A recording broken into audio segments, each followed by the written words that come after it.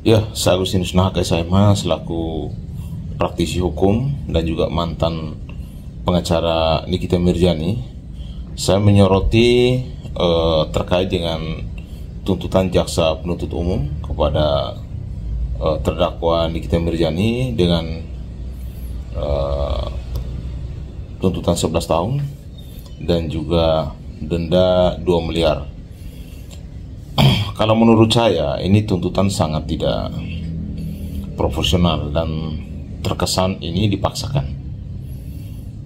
Kita harus melihat kasus secara jernih dan mempertimbangkan semua aspek hukum yang ada. Ya, pertama kita harus lihat dulu terkait dengan pemerasan dan soal pengancaman. Ya, ini saya berkali-kali sampaikan bahwa kalau soal pemerasan dan pengancaman, apalagi TPPU, ini sangat lemah dalam perkara Nikita Mirzani. Karena mereka ini antara NM dan RG itu adalah menyepakati suatu pekerjaan yang namanya endorsement. Dan kalian harus pahami juga bahwa orang yang pertama yang berkali-kali mau menghubungi bertemu dengan Nikita Mirzani lewat Dr. Uki adalah saudari RG. Bahkan Nikita beberapa kali memberikan informasi kepada Dr. O bahwa dia tidak mau ketemu. Tapi karena berulang kali disampaikan, sehingga Dr. O menyambungkan lewat mail. Dr. O itu sebenarnya lebih kenal duluan RG daripada dia kenal Nikita Mirzani. Pertanyaan saya, bagaimana bicara terkait pengancaman berkait dengan pemerasan kalau si yang merasa korban ini atau pelapor ini dia yang pertama kali menghubungi berulang kali dan menawarkan pekerjaan endorsement? Ini adalah satu pekerjaan, sehingga kalau menurut saya ini tidak pidananya itu untuk pasal pemerasan dan pengancaman itu sulit untuk dibuktikan, bahkan sangat lemah. Harusnya lari ke keperdataan terkait dengan undang-undang tenaga kerja. Ya. Yang kedua, saya perlu jelaskan bahwa pasal yang disangka kepada Nikita Mirzani ini pasal sangat serius karena ada pengancaman, ada dugaan pengancaman, ada dugaan pemerasan, dan ada TPPU di situ. Jadi kalau dalam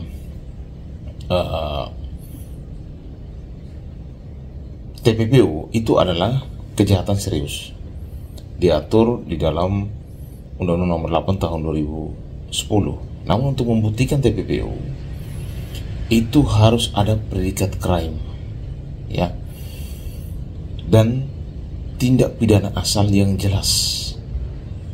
Jika pemerasan dan pengancaman itu masih lemah, bagaimana bisa mungkin TPPU bisa dibuktikan?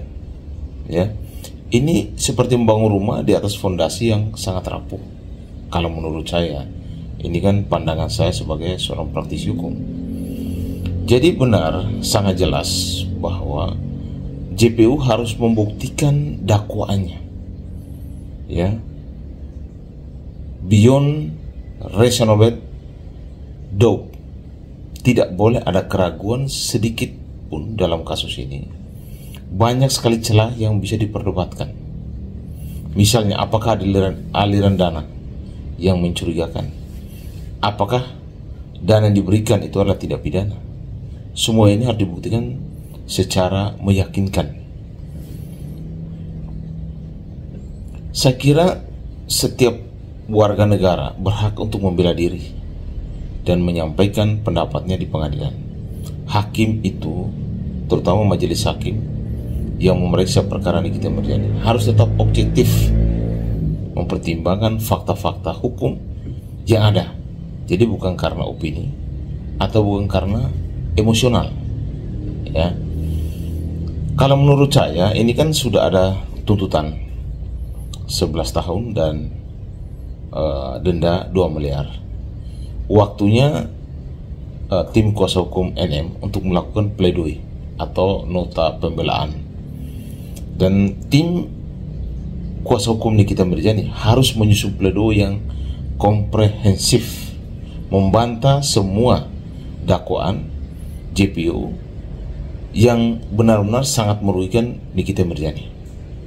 Dan PHNM juga harus menunjukkan bahwa tidak cukup bukti untuk menghukum seorang Nikita Mirzani.